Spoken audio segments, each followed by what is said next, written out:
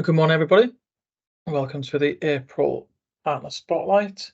My name is Nathan Miller, and today we'll be focusing on Azure, Azure funding, Bytes professional services, and a couple of other services and sorts of ideas and things that we can help you work together to, I guess, launch an Azure practice.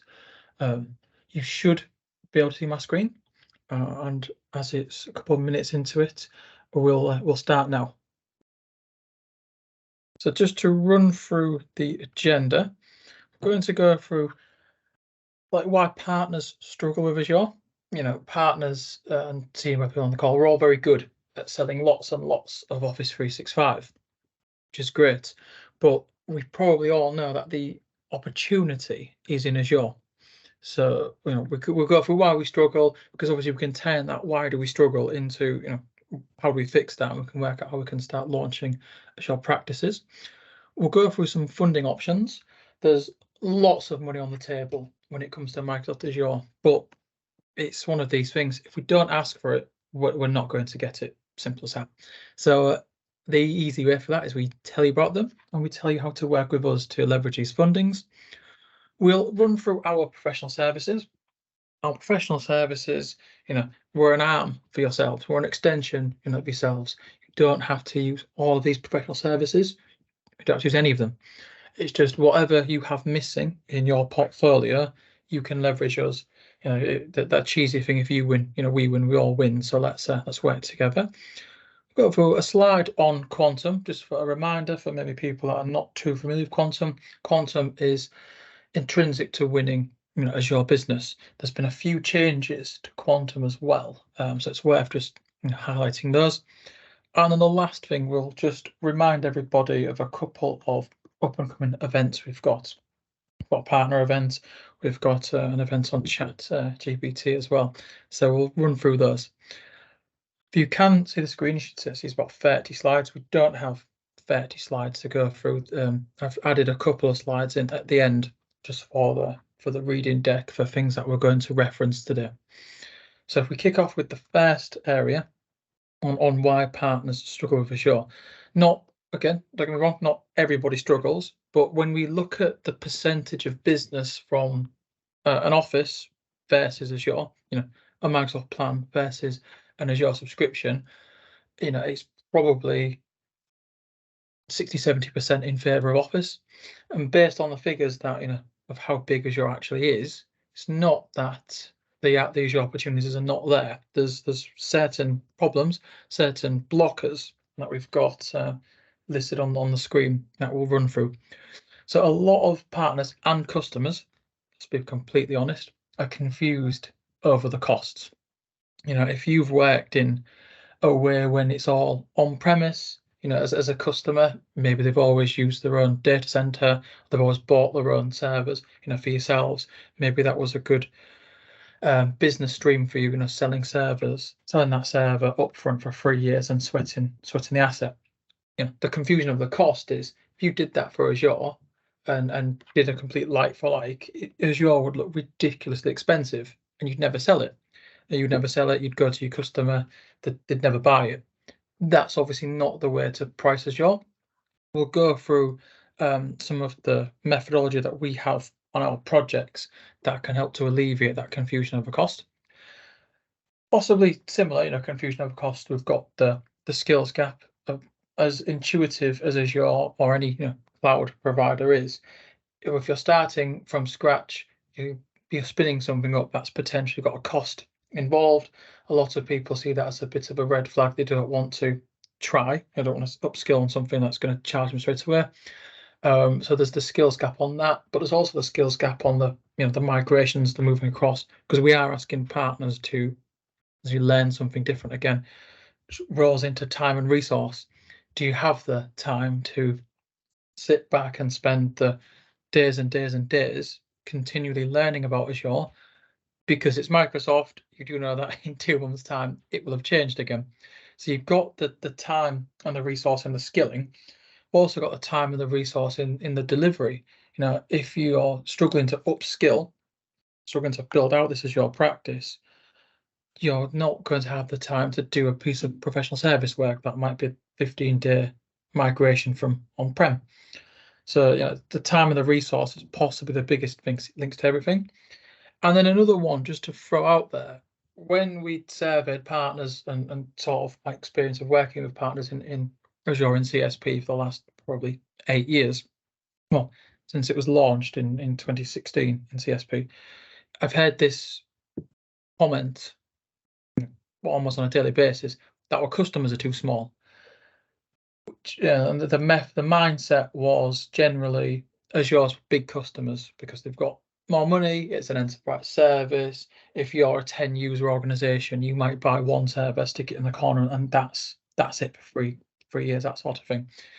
So I thought I'd include that because that's it's a very specific one, but it seems to be one that we get a lot with the MSP style customers that offer the full managed service, but with a customer tend to be on the slightly smaller side. It's when my customer's too small for it. So we'll go through the rest of the presentation, rest of the session, and all those questions should hopefully answered, and we should be touching onto those sections and how we've got USPs and we've got services that can help to alleviate all of that. The first one, and a very, very quick one that I wanted to just include, we do, as a industry, there is the mindset that the SMBs, the small users, 10, 11, 12, up to 50 members of staff, are not going to be adopting public cloud because of the cost, because we see it as a prohibitive service. Based on some research from IDC, as you can see on the screen, within the next 12 months, 50% of companies will be adopting a cloud consumption service, and then that cloud consumption service is going to grow by nearly 30% up until next year. So that the mindset that Azure is only for enterprise, while it sort of feels like that based on a lot of the opinions that we get from partners, the stats are not actually matching that. So it's worth knowing that. I think when you get that negative perception, or when you get that response, when you go to your customer a couple of times and you try and sell them some of your services and you sort of get knocked back a couple of times, you do create that blocker in your mind that it definitely isn't for smaller customers. But the trends that we're seeing is that smaller customers are adopting Azure as well, quite a quick rate. So this is just as we can see, a snapshot or a highlight of the professional services that we have. Mainly focused on Azure. I won't go through all of these at all. This is more just as a signpost of what we can help you with. We're going to focus more on managed services around Azure, mainly the migration services that we can offer to help you actually win new business. But as you can see on the screen, we've got quite a few of a range of managed services. Just things to call out. We see things which says Cloud Essentials for existing Bytes resellers. Cloud Essentials is a managed service built onto Quantum, something we'll come on to later. Managed Sentinel is our this is just leveraging the Microsoft Sentinel skill set and service to monitor your customers' threats intelligence. We've mentioned managed backup with Rubrik. They're the vendor of our choice. If you have a different backup provider, we will happily work with you with that backup provider. For example, you're big fans of Veeam or Acronis. If we want to make those work in Azure, replicate that managed backup that we've got with Rubrik, but with Veeam or Acronis or whoever, as long as it's technically possible, as long as it can back up into Azure, we can help you build that managed service around that. It's quite an interesting avenue to look down because with storage costs, a lot of the third-party vendors' storage costs are a lot more expensive than Azure.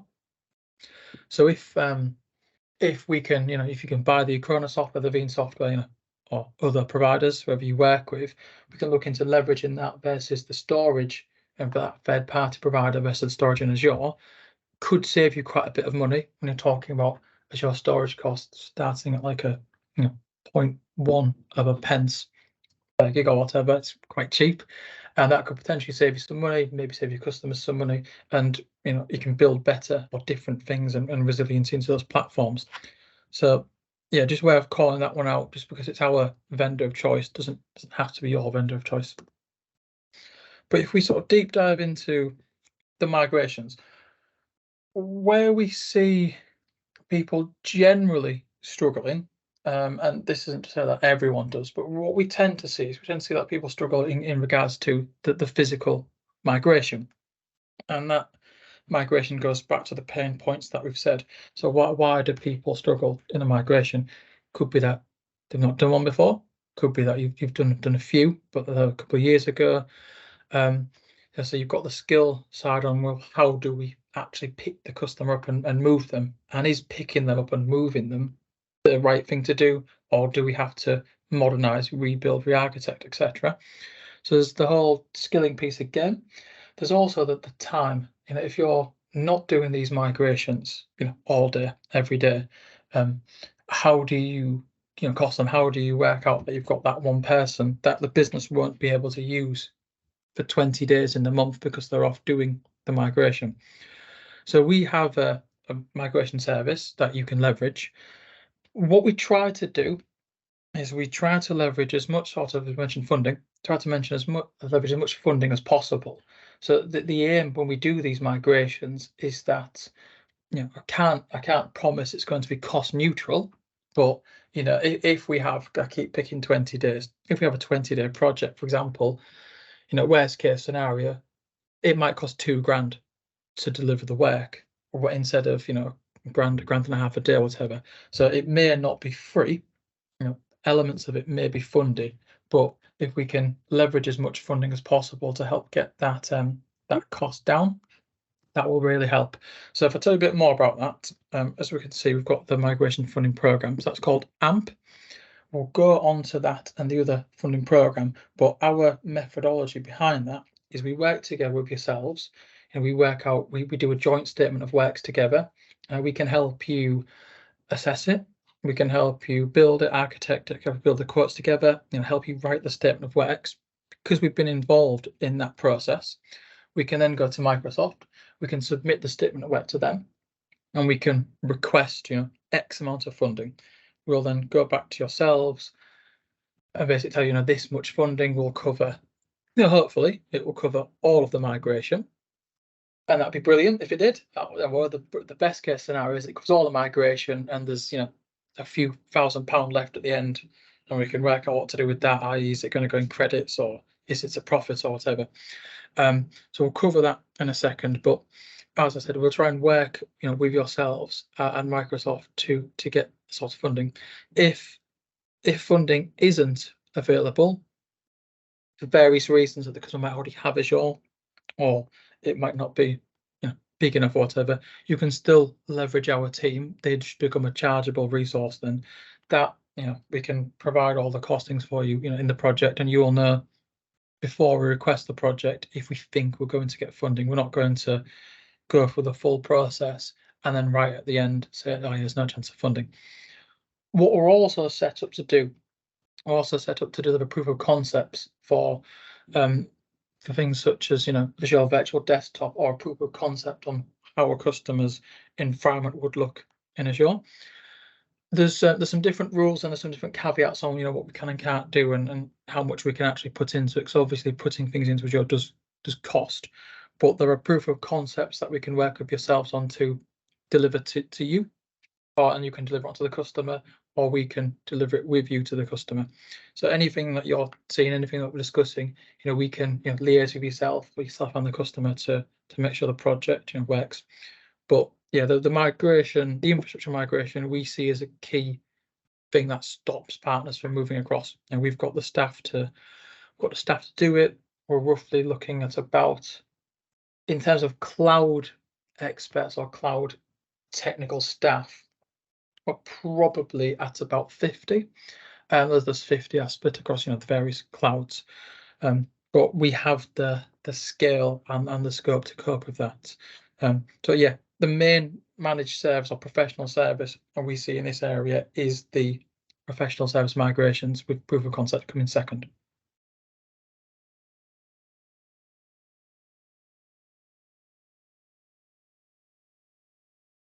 So there are two main funding streams for Azure that you sort of need to be cognizant of, and you need to work with us to benefit from.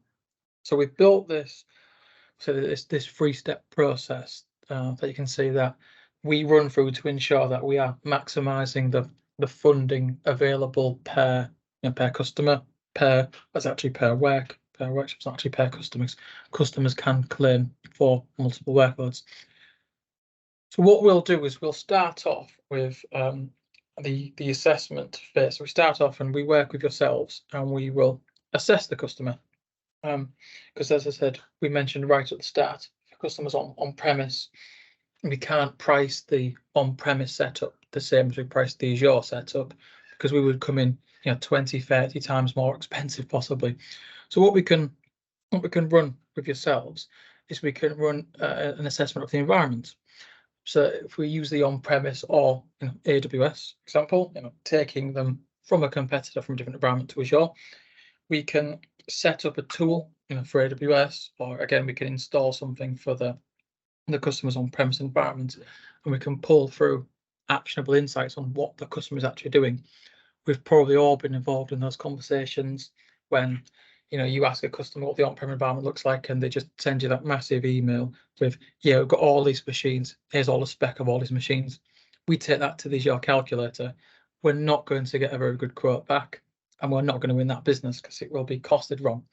What these assessments allow us to do is it allows us to pull the actual usage. So while that customer might have that machine, X amount of RAM, X amount of core, the utilization might be 20, 30%. So that machine is definitely too big for the usage. But that's how we purchased service for in the past. You work out where you're at now, you add a level of growth that you think is achievable across the 3 years, and you buy that machine at what you envisage the usage to be in 3 years' time. So we'll take the usage, and what we can do is we can take all of that, we'll assess it for a month, and then we'll come back to yourself with the actual usage. What we do with that actual usage is we'll also supply you with the Azure costs. So you can go back to the customer and you could say, based on what you did last month, legitimate Azure quote based on usage is this. It gives us a much more accurate quote, gets the costs better for the customer 9 times out of 10, and it makes the actual services a better fit. It's also scalable because obviously we're buying it at what they are at now.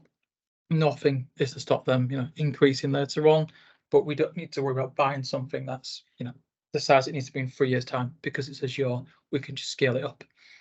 What we also do from day one as well, as part of that assessment, we will get the costings and we'll provide you with the, I guess it's 3 sets of costings. Provide you with the pay-as-you-go rate. So if we make no changes, if we lift and shift them and have them on, we'll say the worst rates, the cost is this. We'll then provide the optimized costs, which will be the very simple reserved instance costing. These machines are on for 80% of the time. Let's reserve that from day one if this is typical usage. So you get costs for what it will be with the optimization, and you also get costs. So it's for optimization, you'll also get the Windows Server cost, because we can pull if they have Windows Server licensing with software assurance that they can use in the cloud, therefore leveraging hybrid use benefit. And we can also make modernization recommendations. So if we can see that they're using SQL Server in a particular way that was fine 5 years ago, but we're moving to Azure, can leverage new technologies, we'll also pull a modernization cost as well. Obviously, the modernization cost would require more work because we're not just sort of lifting and shifting. We'll be lifting, shifting, making sure it's all working, and then we'll be modernizing. So it would cost a bit more, but the upside is it's likely to cost less.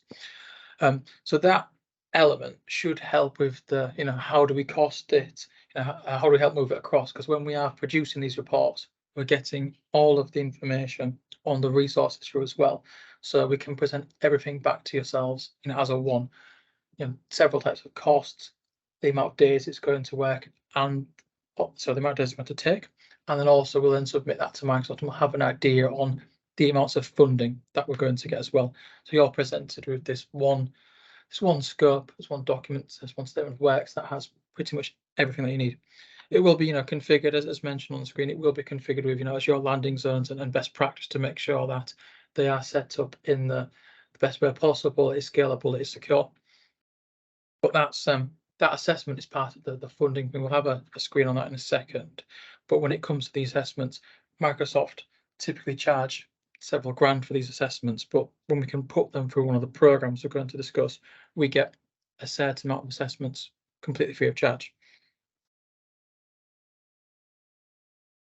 So the first, so that's the methodology. So the first funding offer we have to discuss in any detail is the Azure credit offer. You may have heard people abbreviating this to something called ACO. That's the term that Microsoft are using, but this is the Azure credit offer. This offer has been available for quite some time, but it's a recent addition to CSP. So customers with enterprise agreements or larger customers would have benefited from the Azure credit offer before, but I think it's pretty much from the start of Microsoft's FY, this was slowly introduced to CSP as well. So why this is important is quite simply we're not being asked to produce enough of these credit offers across our full reseller base. We've only been asked to apply for 4 so far. And when you consider the amount of resellers we've got, the amount of customers we've got, the amount of Azure we've got, it's quite a low ask. Of those 4, as you can see, the average is 12 grand and 48, so that's quite good. But we're not asking for enough. We think the reason we're not asking for enough is that maybe we need to broadcast this more. So we have included, on our other, our other top trainings.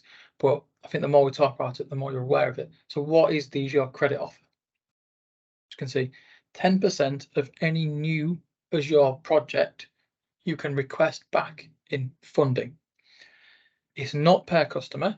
So if a customer is just moved to Azure and they're doing, say they do 5 projects in a year, those 5 projects we can ask for the Azure credit offer on for all 5. So it's not customer specific, it's project specific. There are some caveats. Just in the question there are some caveats. If, for example, the new project, we'll come on to what is a new project in a second. If the new project is, £1,000 for the year, we're not going to get any credits for that because there is a minimum amount. The minimum amount of Azure consumption is roughly, because it's in dollars, so I don't quite convert very well, but we're looking at about £10,000 a year. So if you have a project that's going to increase by £10,000 a year, you can ask what 10% of those credits per project.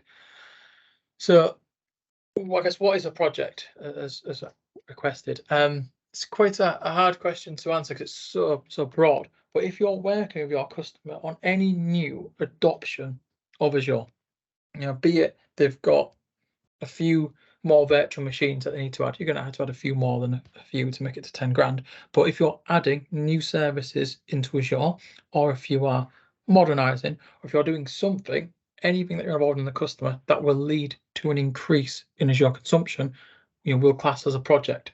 That's a very high level definition of it. If you're working with your customer, you're adding a few more VMs in, you're adding some SQL servers in, you're moving the backup across, any action that increases deployment of Azure and any action that will increase the consumption in Azure is classed as a project. I think that the 10 grand limit, the minimum limit, when we think of it, it's probably 800, just over £800 a month. It doesn't have to be a huge project. It's still a bit more than a few virtual machines, but it's not, the bar to entry on this is not too high. I just think there's not much on Microsoft advertising this anywhere, so it's up to us to advertise it. So any new Azure project, you can come to us and you can ask for this 10% credit. The credit will be applied to your customer. So your customer has an Azure subscription. There is the agreed amount. Let's for a second say 8 grand. The agreed amount of 8 grand will be added onto their subscription. So the next invoice will be £8,000 less. What you can't do, maybe a small limitation, is if they've got existing Azure consumption already and you're spinning up a new subscription, for this, this AVD project, you can't align it to individual subscription. It sits on the customer's Azure plan. The credit may not get used for the project, if that makes sense. If they've got existing consumption, the credit will just draw off the invoice. So while you're working with that customer, potentially our invoice to you for that customer would be a lot less if it's an existing customer, because the credits would have already applied. We've got, in our tools that will come in a second, we can highlight, the credits and stuff like that, so you can ensure that you bill your customer correctly, or balance that or cross charge that, how we need to cross charge that. But that credit will sit on the customer's Azure plan and will pull out to all of their subscriptions. So I think, as a thing for this year, that is really something to push. You can leverage that to your customer. If they're slightly unsure when you're going through the project phase and you've costed it all up, you can basically go back to them and say, well, we can get you X amount. Let's spin it up. Let's test it for. You can work out how many months you think the credit's going to last for if it's a new customer, and you can use that as a way to get the customer into the cloud. There's also another Azure credit offer. Just to confuse things, there's Azure credit offer for proof of concept, which another acronym is ACO on POC. So it's a little bit acronym heavy. So we mentioned that we've got this new project, and that's great. We're going to get X amount of consumption for the year. As long as it ticks those boxes, we can get this 10% back as a credit. If you're at the stage before that, so let's say that we've run that assessment, we've assessed the on-prem environment, we've said it's going to take 20 days to move it across, we've got the funding to cover the migration, it's all looking very good so far. The customers are a little bit unsure because it's a new way of working. They haven't been invoiced in this way before, have they? They get an invoice from you every 3 years when they buy new servers. It's a different way of invoicing as well. We can attempt to put their mind at ease with something called the Azure Credit Proof of Concept. It's very quick to sign off. There's significantly less paperwork. There's also less money. Any customer that wants the proof of concept credit offer, we can give them. So it's any customer that wants to test in Azure, so you can use that in between the assessment that we've mentioned and the physical work taking place to ensure you would get $1,200 of credits. So that's about 900, and I think that was £964. It's a flat fee of that amount. And we don't need to submit statement of works for 20 days, 30 days, whatever. We don't need to send a huge amount of information on the project, but the trade-off is you're going to get a lot less. If the customer takes the proof of concept credit and then later on wants to go ahead, we can still apply for the Azure credit offer on top of it. So we're not cutting ourselves off from a potentially larger credit if we go for that one. So this is the big one for CSP, the Azure credit offer. It's new to CSP. It's generally quite easy to get funding, as long as the money's still left, as long as we take the right projects. And I think the call to action for this is ask us for the credit offer. Basically, if you don't involve us, we don't know, so we don't know what to ask for. So there is money on the table there for you and your customers to benefit with the adoption of Azure.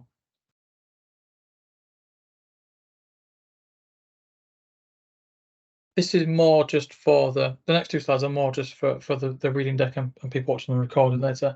This is the bit of information on the assessment that we covered at the start, and the pain points it fixes, which you mentioned, what can I migrate? I suppose I actually didn't mention that when we're going through the assessment, we will pick up things that can't be migrated. We're going through one at this moment in time, and for example, the customer has some software that they run their accounts on. It does always seem to be this accounting software, and it's about 20 years old. It can't move to Azure because there's not a new version of the product. The product is sort of in end of life. There's not a new version of the product, and it requires something that can't be put in the cloud. It seems to be quite niche, but we cover all of that before, so we don't ever have that sticky situation when we don't have enough funding, or when we don't and when we can't move something across. So yeah, it will cover how much it'll cost to move, how do we transition it, and what can we migrate. I haven't put the costings on this because obviously we get them through the funding. Microsoft typically advise that these are charged at sort of £5,000 an assessment. We won't be charging for these assessments because we will work with you to get these funded. But if the customer went to Microsoft and didn't qualify, they'd be charged £5,000 for that. So it's a good, if you need to put your costings on easier to the customer, we're going to give you X amount of value. The assessment is £5,000. I think that's actually on the next page. Yeah, slightly referenced. So we've mentioned the Azure credit offer. So when we're thinking about things, I want you to sort of imagine the Azure credit offer as being a broad, simple way to access money. Anything that you're going to do in Azure that will lead to an increase, we can ask for. There's something called AMP, which stands for Azure Migration and Modernization Program, that we can also ask for your customers. It's a different type of funding. It is significantly more lucrative in terms of funding, but it's a bit, we have to fill in a bit more information to make this work, and this is more of a full-blown project. AMP is the Microsoft program that we use to underpins our migration funding. As I mentioned, when we go to Microsoft and when we ask for funding, we're asking for it under what's known as the AMP program. So I wanted to keep this in here so you can see some of the areas that it covers, but you can also see the funding that we can ask for. So we've covered the assess and plan. That was the previous page where we do all the assessments. Then we've got the projects at the bottom for migrate and modernize. For us, mainly we would be looking at taking from on-premise or from other providers, other hyperscalers to Azure, and modernize can either be used for we move them across, modernize, or we have an existing customer we're going to modernize. This is built now into what Microsoft are calling t-shirt sizes.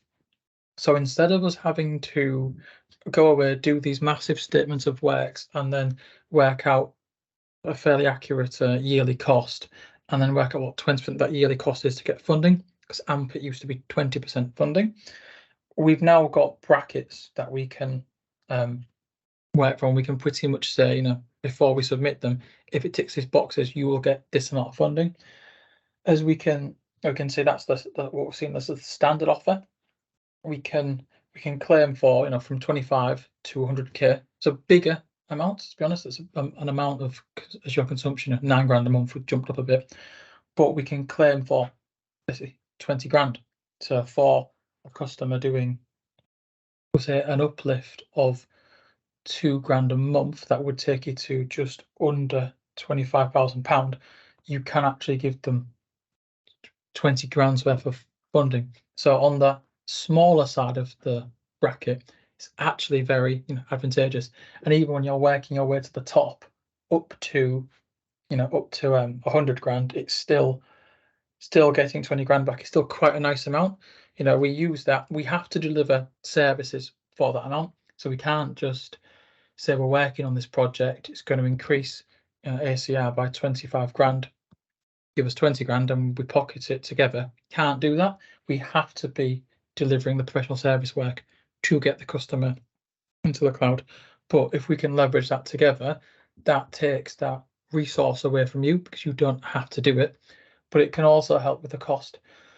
If the work covers, if the funding covers the exact amount of work, then that's great. That's a cost neutral sale for you. We turn up, we do the professional service, doesn't require any of your guys, your time, your resource at all, but it also doesn't require any cost for you or the customer. So it really takes away one of those massive pain points of moving to the cloud. And if the funding doesn't quite match the amount of work that we need, you're still looking at being significantly cheaper than people that are not leveraging this funding program, because they're going to have to turn up and charge a day rate for 20 days, for example, whereas you might have to charge them £2,000 for us to do a 20-day work because they've only got 17k, 18k, whatever. So it's just about getting smart what we can ask for. The amounts go up to in the whole partner-led AMP, as it's known as, we can request up to 150k per project. That's quite a lot of funding. That had to be a very big project to get that.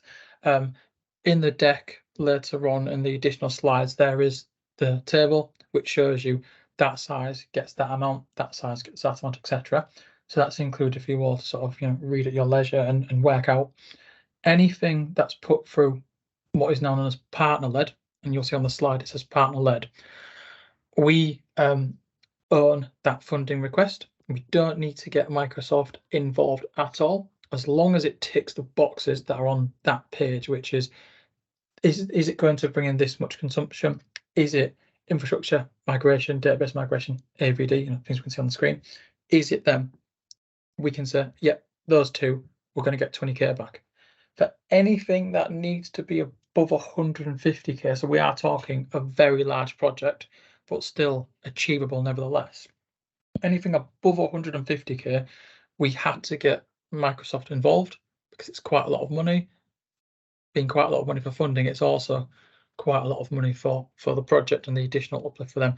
So anything above that, we have to use, we have to go to Microsoft for that, and there's slightly different criteria.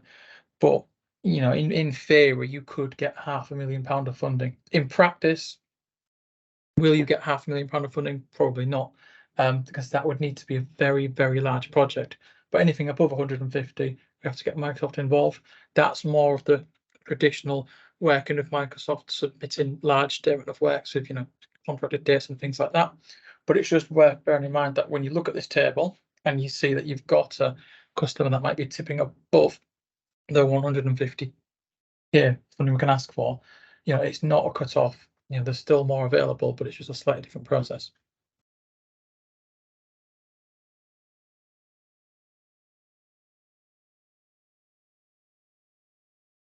I'm not going to read through this slide at all.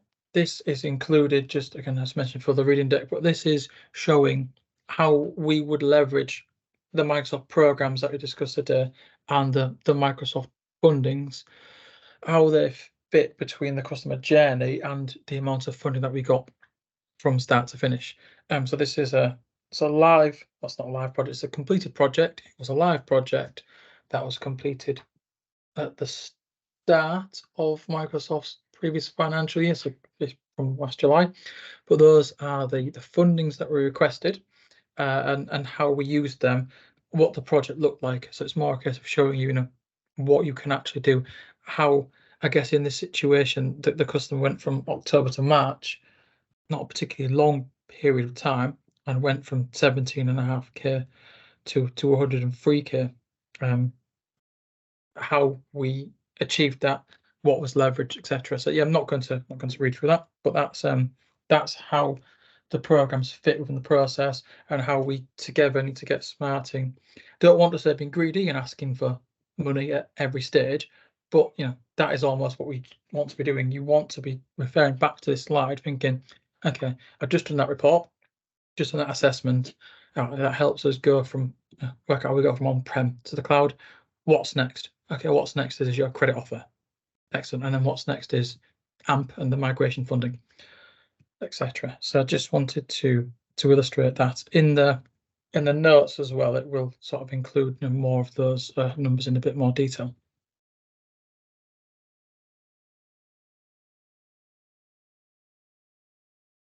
So again, how we help yourselves and how we help your customers on Azure is through one of our tool sets called Quantum.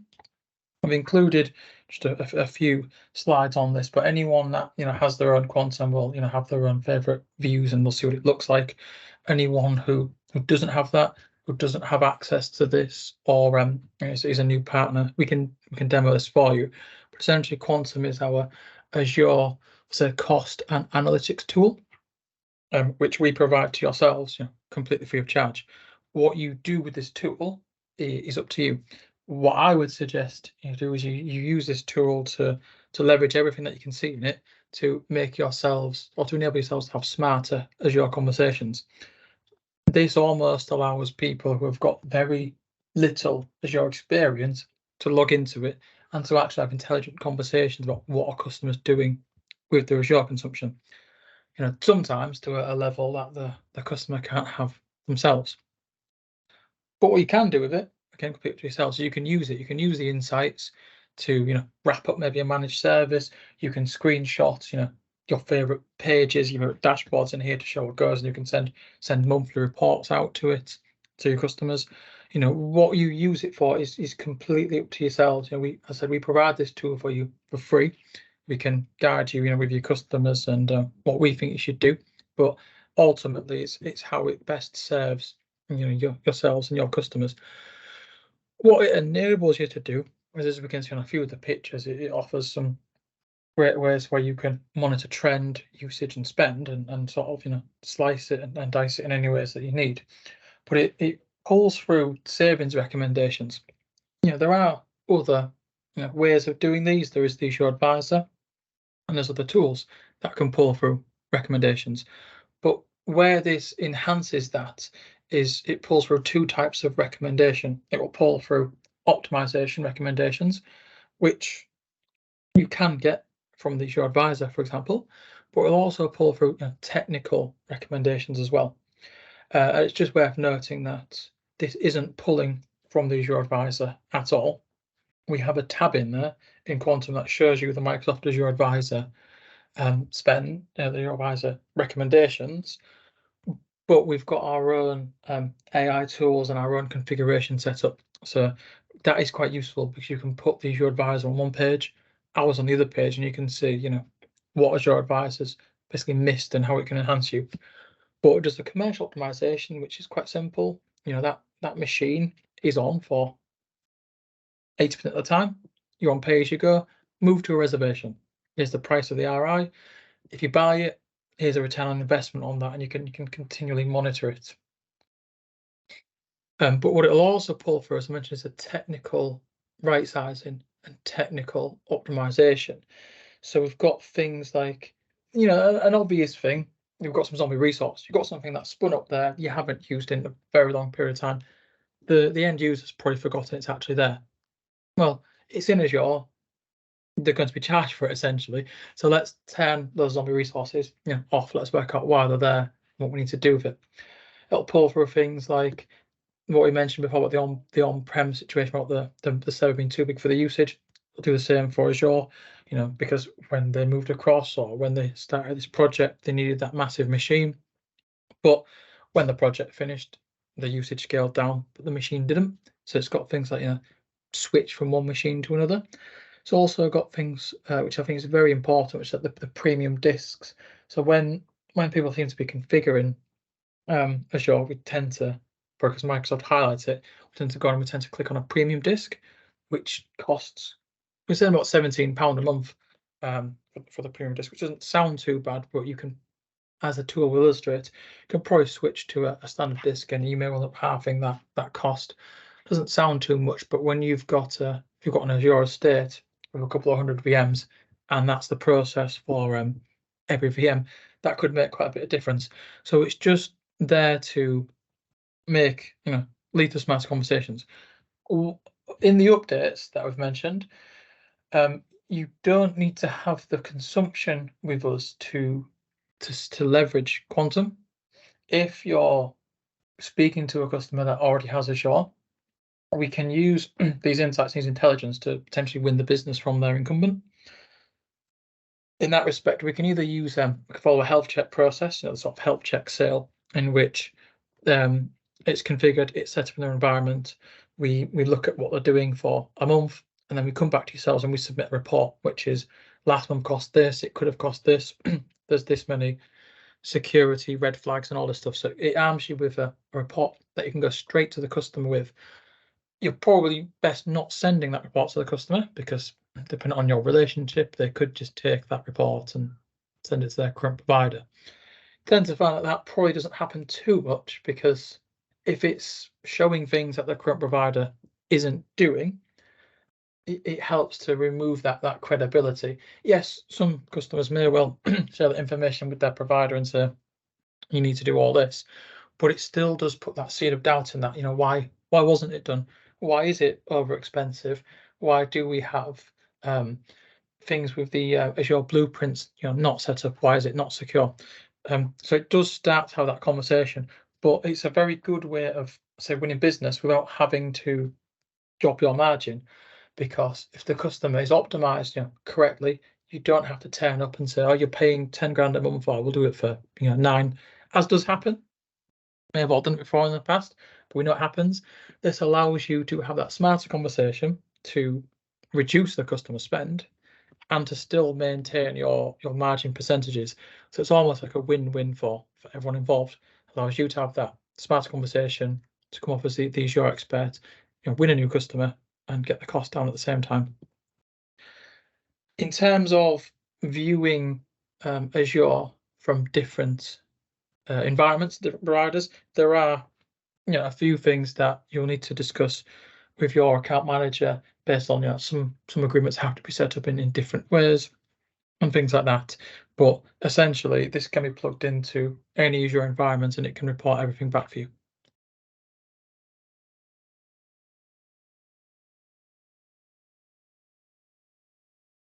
Just very quickly, based on the time that we've got, because we are running a bit late, and there's a couple of questions. So I've put events. One of these is I guess it's an event, but it's not a Bytes event. Going forward, any new customers that you onboard into the Bytes portal, or any portal, Microsoft will now contact the end user. So when you onboard a new customer, regardless of who you're buying from, actually, when that tenant is added into the portal, it will ask you to it will verify whether the MCA has been signed. If the MCA has been signed, great, you can proceed with the order. If the MCA has not been signed, it asks you to sign it. What's going to happen now is when an MCA is signed on behalf of a customer, Microsoft will email the email address that you have provided with a copy of the MCA or confirmation that the MCA has been signed. It's not a full, we're saying they'll contact your customers. It's not a full conversation. There's not really any human interaction, but an email will go to your customers. So it's just worth knowing that if you're winning lots of new customers and then the customers and then getting emails from Microsoft, we don't want you to be on the back foot. We want you to know that Microsoft are just sending will start to send an automatic email saying to the customer, you've accepted the MCA.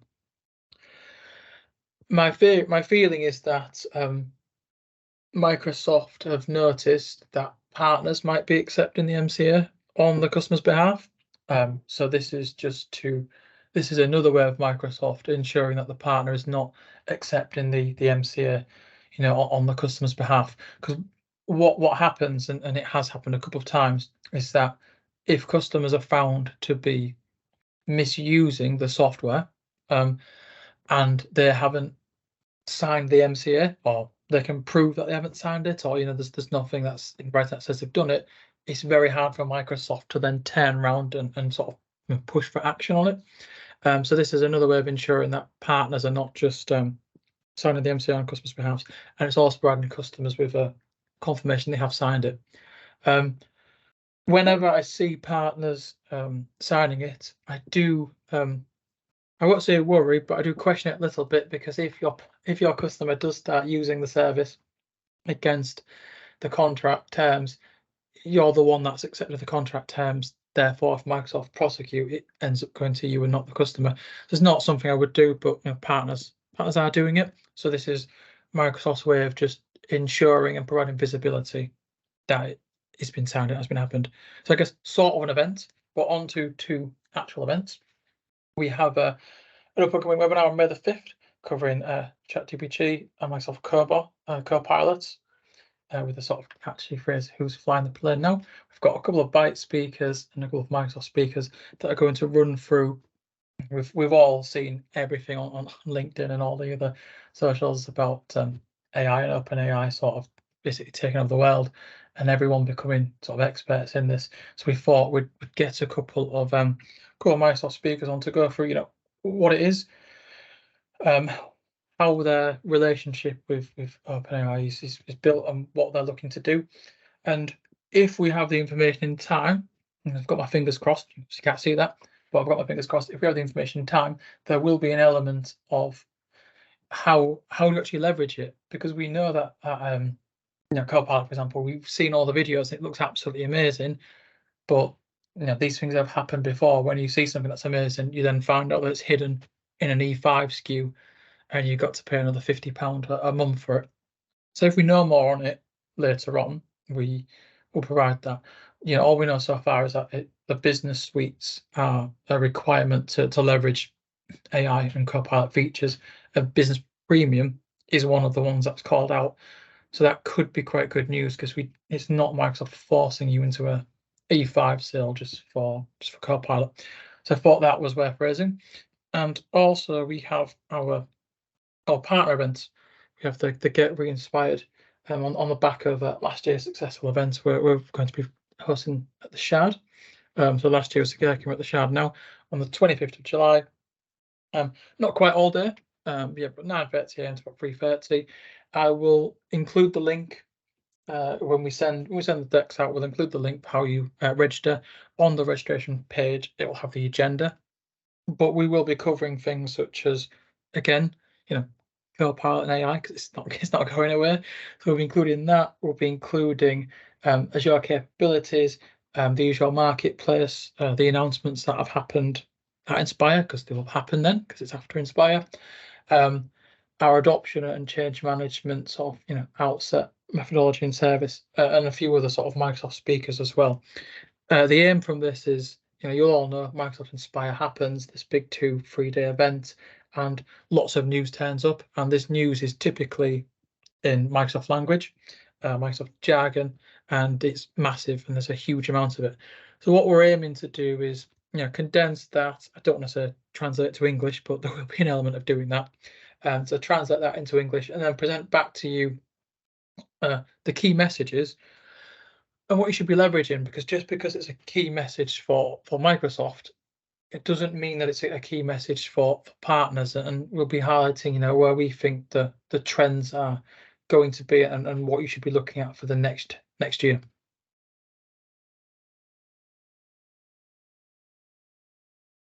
So I guess just to summarize, where do you start on your Azure journey? As mentioned, leverage us. Leverage either our professional services team to do these frontage migrations on your behalf. Leverage our cloud strategists with yourself to build out Azure practices. Leverage them. The customer facing. If you need somebody to help discuss why moving from infrastructure as a service to platform as a service is vital, and you can't do that in house, we can. Book an hour's call out with them. They'll speak to yourselves and the end customer. They'll find out what the customer wants, what the pain points are, and work out what is achievable. So really work with us on that. We are an Azure Expert MSP, one of 90 globally, and an Azure Specialist for ISV, one of 3 globally. We have all these Azure accreditations, we have all these Azure badges. We go through that at the highest level. You should really be working with us to leverage that. Upskill your teams. When we're going through these projects, sit on the calls with us. We don't just want to be delivering the work for yourselves. That's not the end game. This is not a professional services sale. It's not a sale, so we're trying to get funding. But we're more than happy for you to come and sit on all the calls, see how our team work, and join in. For your first couple of calls, you might just sit back and listen, make some notes. But after that, you might want to, this is the same project, this is our third AVD project now. You might think, well, the other 2 started like this. Why don't we pick up phase 1 or phase 2? We're more than happy to work together on doing that. Our aim is to help you win as much as your consumption as possible. Whatever that looks like will be different per partner. So get involved, join in with us, listen on the calls, and work with us and your customers. And doing that will lead to that close relationship. So when we've done the professional services, you might have uncovered a different managed service opportunity that we can't do, because you're present on the calls, and because you're listening, because you're hearing the customer pain points. You've just found another opportunity. We also do have a training team as well, for if you want some staff to pass, the AZ 900, the AZ 104, a Microsoft exam, for example, we can provide you with the training at very good rates. We can also, secure the exams as well. So work with us on the project upskilling and also the learning upskilling. And then I guess just work with us. We have tons and tons of propensity data that we can access. So, come to us, work with your account manager, work with myself. So let's build out your Azure strategy. Everyone's go-to-market will be different. For example, you may have lots of customers that you've sold servers to 4 years ago. There's going to be a hardware refresh at some point. Let's work together, make a particular sales player on what the benefits of, either moving completely to Azure or putting some elements in Azure and setting up like a hybrid cloud and extending the life cycle of your on-prem. But leverages, we can work with you, we can pull tons of data, we can see, operating systems of servers, stuff like that, to work out the end of life message. We can see if customers have been downloading, ebooks on, SQL as a service and stuff like that. So I guess work with us, let's build a strategy. We'll bring everything together, bring all the data in, and we can target customers in a correct way and target customers with the most succinct message instead of just a scattergun ringing customers up. Do you want to buy some Azure? Because it obviously won't work. So yeah, just work with us and help let us build your practice up.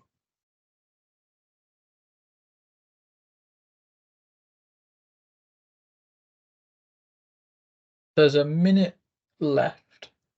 I'm just going to see, because I believe we had some questions. I think some of them were answered on the chat. So I'll just go quickly run for some of the questions. Covered the Azure. Okay, so we've got a question about projects. Azure projects. Covered that on the training, but as an Azure project is something that you're working together with the customer on, which will lead to an increase in consumption. How many projects can be applied for during the year? Another good question. Really, as many projects as you can do in the year. There isn't a cap. The only thing we need to concern ourselves with is, does it hit the metrics? If it hits the metrics, you can apply for every single project.